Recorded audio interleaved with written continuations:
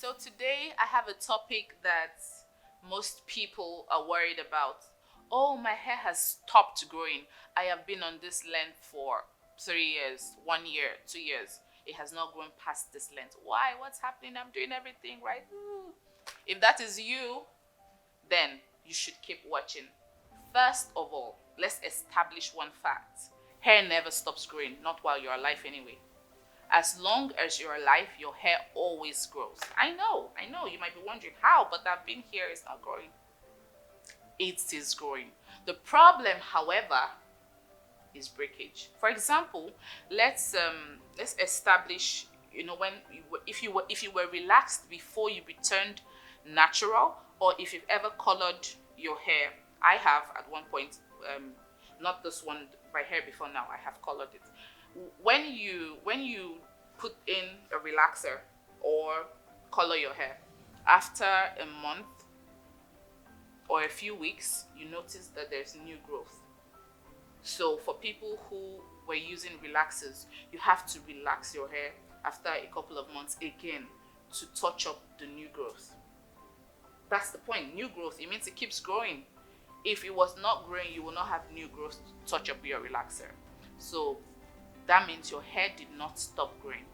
What happens, however, is one, your hair is breaking at the same rate it is growing. That's one option. Second option, your hair is breaking more than it is actually growing.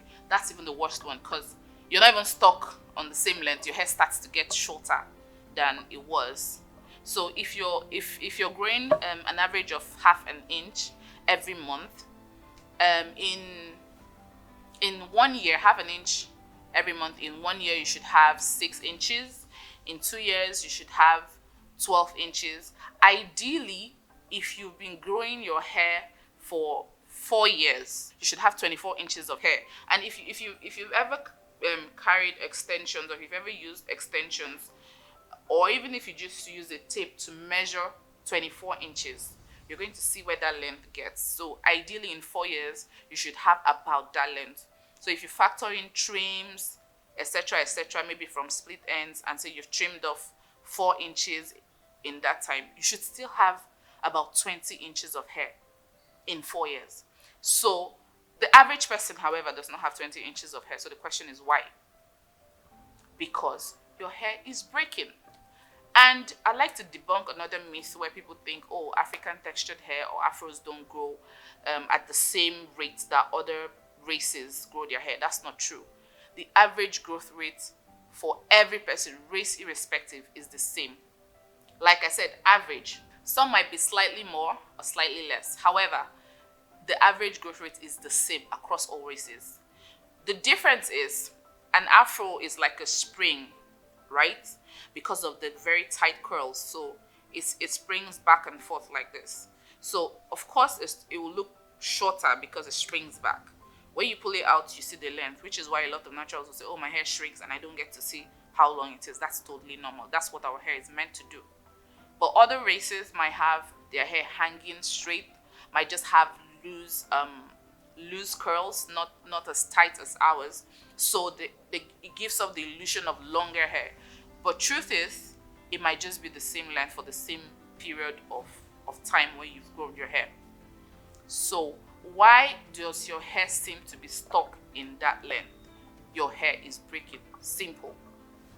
Why is your hair breaking? That's the next question. I'm thinking, okay, so yeah, why is my hair breaking?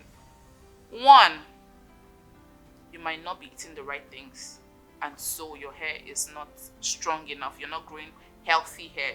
You can't affect your growth rate very much, but you can affect the quality of hair you're growing. So if you're growing half an inch, but you're growing weak hair, of course your hair will break.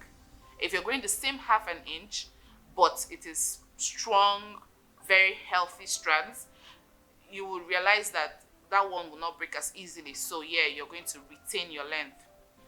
Also, hormonal stuff, hormonal imbalance. For women, there's always one thing going on here and there. Maybe if you're doing fertility treatments, if you're pregnant, if you're breastfeeding, all of those things can affect your hormones, and then it starts to go here and there.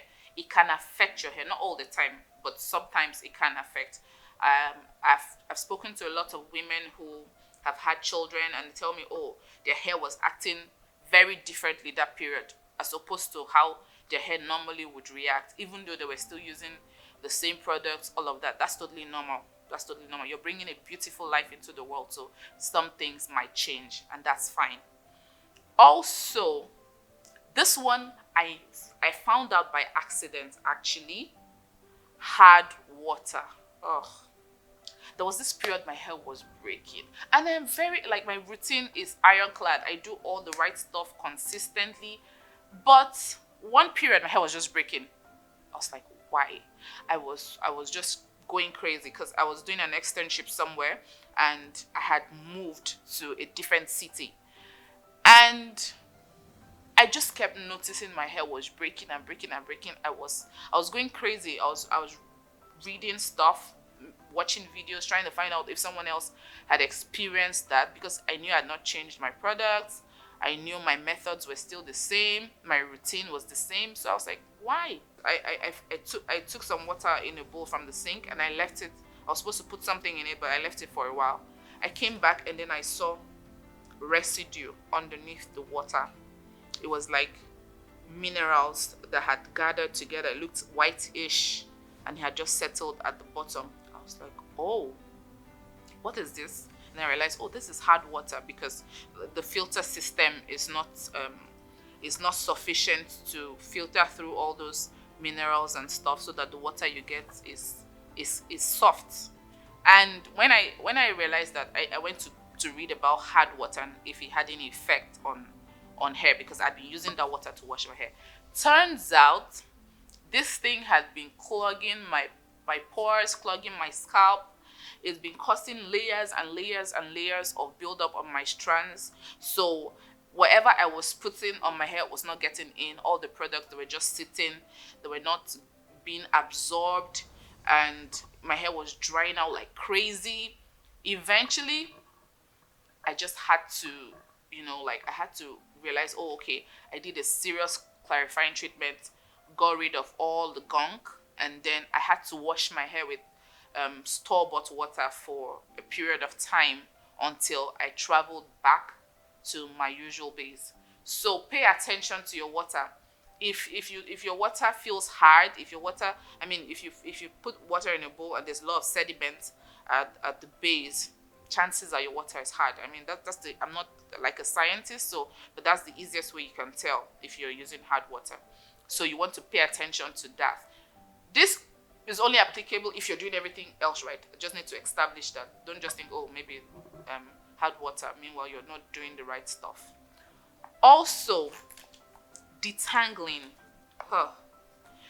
That is a very critical point when you're handling your hair, when you want to detangle your hair. If you do it wrong, you can set yourself, like I said, half an inch. It's very easy to set yourself back 3 months just by breaking off 1.5 inch of hair. And because it happens so fast, you just rip through your hair, comb, boom, you just say, through it. But you don't realize, oh, you have taken away like 3 months worth of work just by being careless. So detangling very, very, very carefully and gently. I have a video that I did on this, my first video. It was actually on how to detangle your hair effectively. Please watch it if you don't know how. But do not detangle your hair in a rush. Your hair will break. Finally, please and please and please seal your ends. I cannot emphasize this enough. Your ends are most vulnerable. They're the farthest from your scalp, so if you don't seal them, your hair breaks off from your ends mostly. And in few cases, it might break further up depending on how dry or how bad the breakage is. But for most times, it breaks off from the ends because the ends are weak. They don't get as much moisture. So seal your ends. Whatever product you apply on your hair, apply twice as much on your ends. So go through over your ends twice at least, and make sure that they're very, very, very moisturized before you put them in a style. That's the only way you can eliminate breakage. And once you eliminate breakage, it translates to length retention. That's what you want to focus on, retaining length. You cannot change your genetic growth rate. I don't think there's a way you can do that. You can maybe slightly, very slightly, increase it by using maybe like massages. I've heard of the inversion method and some other ways, but you cannot change it. So please ensure that you are doing this so that you can retain length. Once you're retaining the length that you're growing, your hair will keep getting longer and longer and longer. But if you're not retaining length, no matter how much you grow, if you end up breaking it up, there's not going to be any difference. You're just going to be stuck at the same length. So please try this out, check for all of these factors that I've listed, and decide which one you think is most likely causing your hair to break out. So please let me know in the comment box if this has helped you, if you've been able to identify something that I have listed that has been causing your hair to break. Thank you. Please drop a comment. If you like the video, drop a comment, and please subscribe. I would really just click. It doesn't cost you anything. Please. Thank you. Love you.